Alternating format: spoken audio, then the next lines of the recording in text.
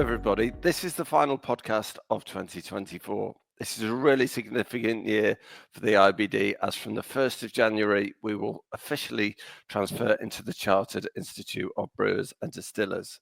This is a momentous achievement that has taken over 4 years to achieve, with lots of passion and commitment from board, staff, and the much broader IBD community. And what better way to end this year than with a conversation with IBD and CIBD President Dr. Megan Sheehy.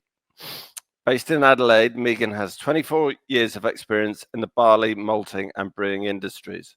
She's had various operational and technical roles at Lion, Joe White Maltings, Cargill Malt and Barley Australia, prior to joining Grains Australia Limited as the General Manager Classification in February 2022.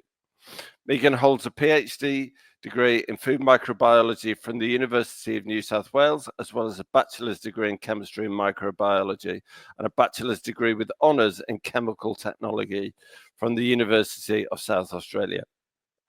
In 2023, Megan became the president of the IBD, making her the first woman in the organization's history to hold this position. With the transition from the IBD to the CIBD, Megan has the honour of being the final president of the IBD and the first president of the CIBD. And she's brought a wealth of knowledge to the board, and her leadership has been absolutely instrumental in steering the IBD through the stages to chartership. A fellow of the IBD, Megan is also former director and chairperson of the IBD Asia Pacific section. She's been closely involved with the planning and management of the Australian Barley Technical Symposium, serving as secretary for the 2017 Hobart Symposium and as committee member for the 2019, 2022 and 2024 symposia. Megan, welcome to the IBD, past, present and future. Thank you very much, Tom. Pleased to be here with you today. Yeah, I'm delighted. And that's such a great kind of biography. There's a lot that you've clearly got lots of experience, and you've clearly been with the IBD for some time. So, as someone with all of that experience in the barley, malting, and brewing industries, why is charter status such a step forward for the global drinks industry? Well, Tom, on reflection and in preparation for our chat this evening, reflecting on my career in this industry and my involvement with the IBD, I think the IBD has always been a cornerstone for me. From my education journey many years ago through to my ongoing professional development and broader connection to the industry, it's been really important.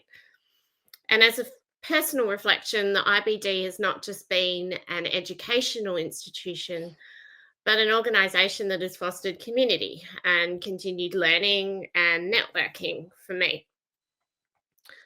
So now moving forward, I really feel that chartership marks a significant achievement, not just for the IBD, but for the industry as a whole.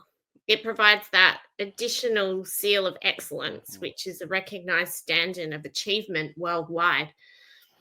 The chartership process required us to show that the IBD is preeminent in the field of brewing and distilling education, and that it is in the public interest for the Institute to be recognised as a chartered body with professionalism at its heart. The fact that we received our charter is really a testament to the contribution of the drinks industry to the global economy. Yeah. And for that drinks industry, how do you think that individual companies will benefit from this charter status? So, chartered status, I think, for brewers, distillers, and all the allied industries that are involved in our very broad industry cohort, will provide a number of different significant benefits, including providing a recognizable mark of quality and setting standards of professionalism and performance, which we already have. But as I referred to earlier, that the chartership's providing that extra seal. We've had to demonstrate a number of significant hurdles to show this level of quality in our education and our programs that we run. And so this also then helps us to facilitate the development of a cadre of assured professionals who demonstrate excellence in their profession.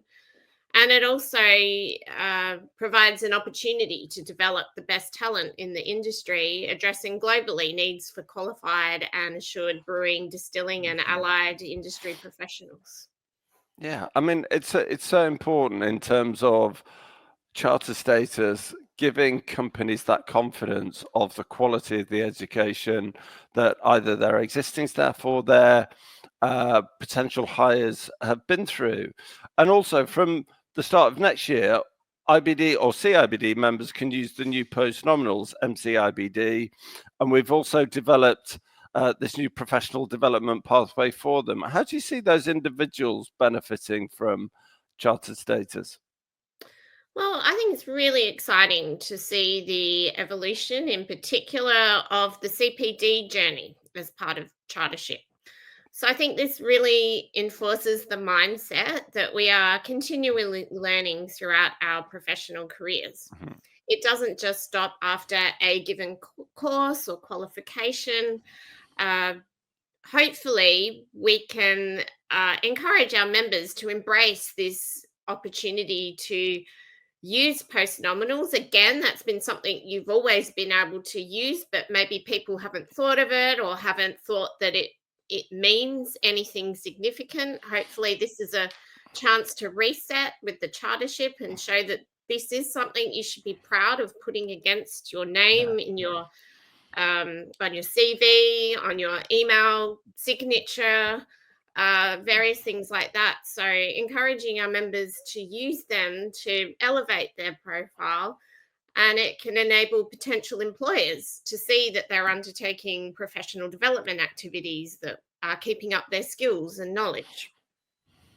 So, as part of this chartership journey, the team is currently working really hard on building a new CPD pathway that is intuitive, it's going to be easy to use for our members, and gives them access to the latest knowledge.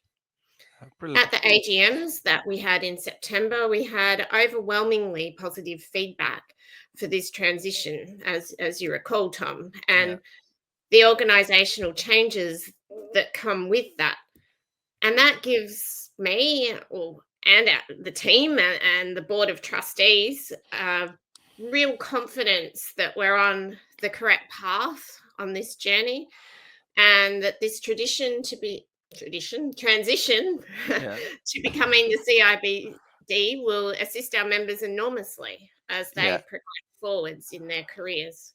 So, Megan, you have the responsibility of being the president of the IBD and the first president of the CIBD at this time of big change for the organization. It's exciting change, but there's a lot to do, and there's a kind of significant responsibility there. What are your main hopes for the Institute as we embark on the next stage of our journey? Yeah, so look, it's an interesting one, Tom. I hadn't even really, obviously, we've been through those AGMs. I hadn't really thought about that whole being the last president of the IBD and the first president of the IBD until preparing for this. So, Yeah, it's only an organization that's been around for since 1886. So, yeah, no small thing. yeah, so it was a little bit of a wow moment. Yes, I hadn't really thought of it like that. So obviously it's an immense honor to, I guess we've been very focused on the milestones and all the Mm. huge number of tasks of achieving this chartership. So I guess stepping back and looking at the big picture is important too. And so obviously it is an immense honor to become the first president of the CIBD. I hadn't really been thinking about it like that, but of course it is. And that will be on the 1st of January. And it's an absolute privilege to be a key part of this journey that has led us to this moment in time. I feel a little bit like a passenger in some respects, carrying on this vision, and to witness this result of the vast amount of work that's gone through into this successful application, and not just the application of chartership, but the incredible amount of work that has to go through all the steps to actually transition the organization into its new format. And when you think about it, and I was reflecting, this piece of work has crossed over 3 CEOs. So obviously Jerry Avis, Douglas Murray, and yourself. So, it's been a long journey, started by Dr. Jerry Avis, and there's been many board trustees that have been on the boards that have been involved over that period of time too, and of course a cohort of dedicated staff and consultants that have been part of this as well. So I'm just a tiny piece of that puzzle, basically. So, and I'm really proud to know that the progression in our history will allow our members and our qualification and course candidates to stand out in their career journeys with the best technical training and the commitment we have to really high standards that we're carrying forward into the CIBD. Yeah, and it's interesting, isn't it? I think reflecting back, the support that we've had from our membership, but also from across the industry, has always been there. So for me, that's been so reassuring that we're on the right path, and all of the kind of industry bodies that we kind of work with on a regular basis have been so supportive. And as you say, the members unanimously voted in favor of this. So I think we're on the right track. And I think in terms of, there is a task at the end of the year to get chartership done, but the exciting prospect is to make it really meaningful in the way that you've talked about. And I know that's, when we had our recent board meeting, that's what the board were really focused on in terms of how do we bring this to life, and how do we really make this special for everybody. And so looking back as an IBD fellow, you've talked a lot about your IBD journey, and as a fellow, president, industry professional, member of the kind of Asia Pacific section, chair of that as well. What do you think the very essence of the IBD is, and what must we build on and be sure that we absolutely retain as we become the CIBD? So, yeah, Tom, reflecting on all of those things that you've just talked about, for me, the essence of the IBD has always been the strong sense of community. Yeah. And the passion for technical excellence in this amazing industry. The many discussions that I've had over the years that happen at in that pre-competitive space. You can be a technical person working at any organization, and you come together over a beer and you turn into beer nerds or hop nerds or distilling nerds, whatever it might be. I love that moment. Just talking about the stuff that you love, not being competitors, right? Yeah. So that's always stood out for me. That passion for technical excellence has always been amazing in this industry, and is what has attracted me to stay within this industry. My first introduction to the IBD was at a South Australian, so I'm from South Australia, section meeting held at the West End Brewery, which is where I was working at the time in Adelaide. And from that moment onward, section events have been an important part of my professional career development. These events have allowed me to make lifelong connections with like-minded individuals that are keen to grow, share knowledge, and be actively part of the success of this fabulous industry. So, that led on to more things, such as you've already mentioned a couple of times, I was on the Asia Pacific section board of management, and then moved into that role of chair, which is such an amazing opportunity for development and to be part of the continuing the IBD journey in the Asia Pacific section and achieving that work in this part of the globe, and to be part of the development of a really vibrant section here. And then further to that, post that period of time, becoming a fellow, of course, was a huge honor and achievement as part of my professional journey. And then, of course, the greatest honor of all has obviously been the opportunity to join what is a truly global board of trustees and to become the president of the IBD and now the president of the CIBD too. having this opportunity has allowed me to connect with a much broader aspect of this very international organisation, which has members in 90 countries. And I'm here doing a podcast with you in London. I'm in South Australia. We're in summer.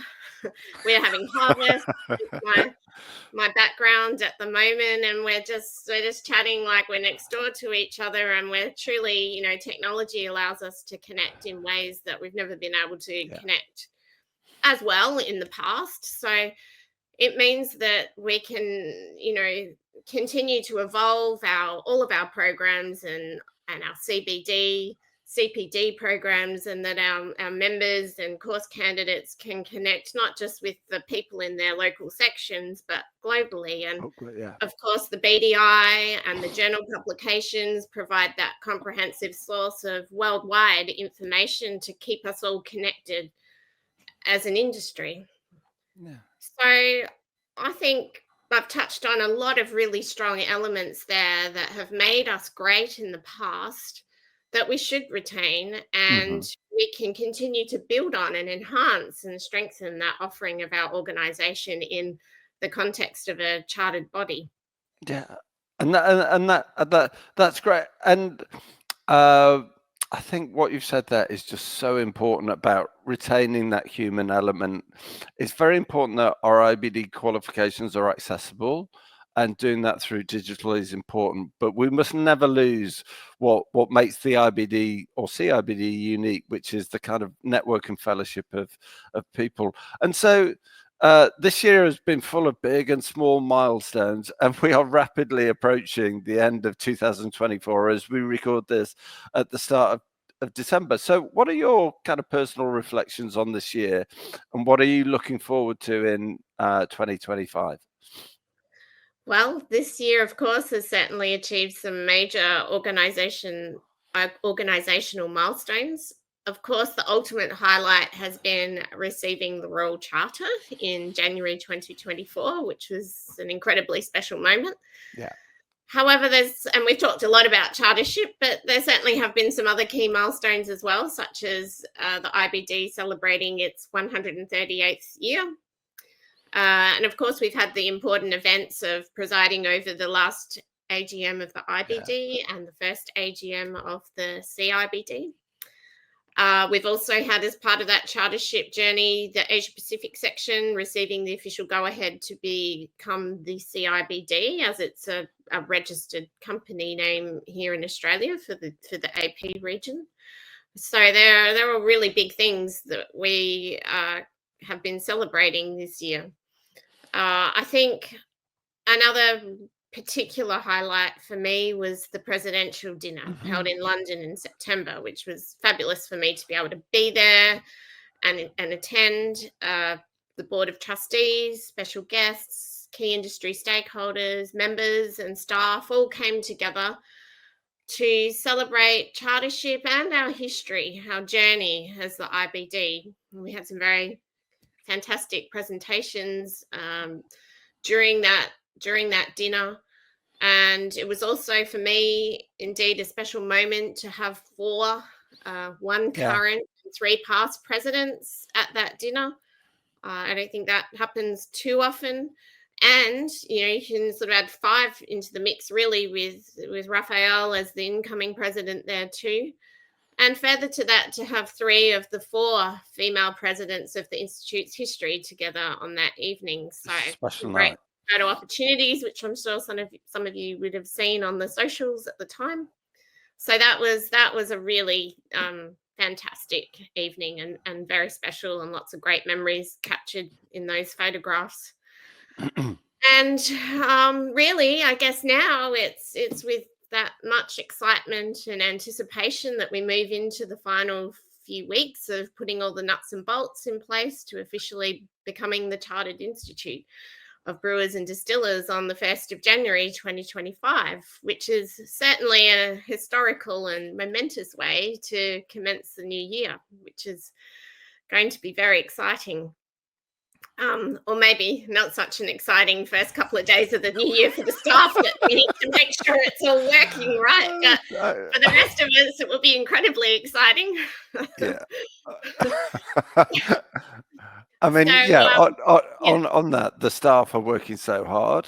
Yeah. There's a lot. We've done the kind of legal things, and now, as you say, it's the nuts and bolts. It's all the detail. It's cross-checking everything, and I'm really proud of how the staff have really taken on that in their particular and Absolutely. individual areas. And people are working hard, but they're working in, I like to think, in good spirits. Yes. So. Yes, absolutely. Definitely. So, I mean, that's obviously going to be a cracker way to start the new year.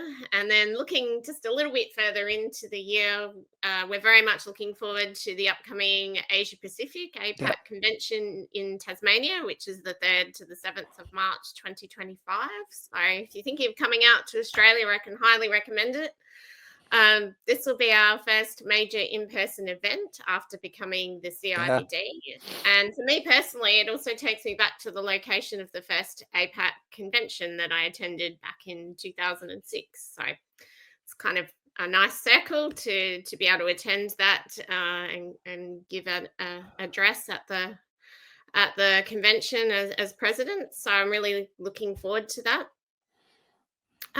Not to mention the hop harvest and the whiskey tours as well. It'll be a great event. Another key event for 2025 will be the sustainability conference in July 25 in, I've forgotten the location, Tom. Nottingham Nottingham, University. that's right. So that's the 3rd or 4th to July 2025.